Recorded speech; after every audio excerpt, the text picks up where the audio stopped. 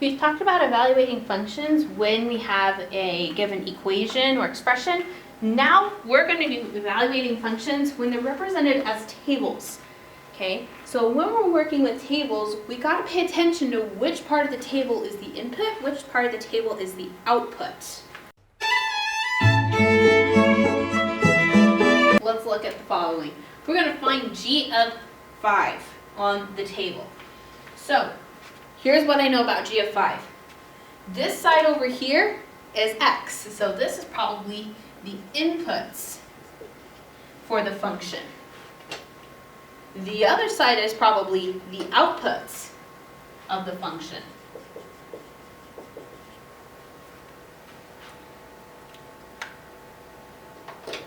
So when I am finding the g of 5 value, I got to find 5 on my inputs and see what output is next to it.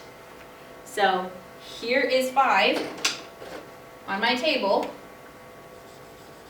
So let's look at what value is right next to it. We got 4 as our output. So g of 5 is 4. Not that bad, right? But now we're going to use our table to determine the value of g of 13. Well, if we look at our table here, you stop at 9. So we're going to have to look for some patterns here. Well, here's one pattern I notice. For every input, my output is 1 less. So 3 is bigger than 2. The output is 1 less than the input. 7 is 1 greater than 6. 9 is 1 greater than 8. So if I go off of that pattern,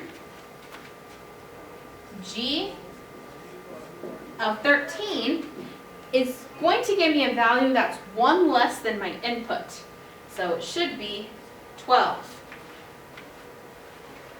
Okay, because we're following that pattern of the output is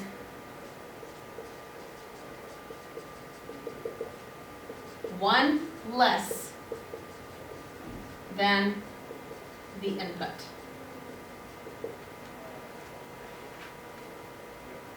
We're going to do another example with the tables in just a second here.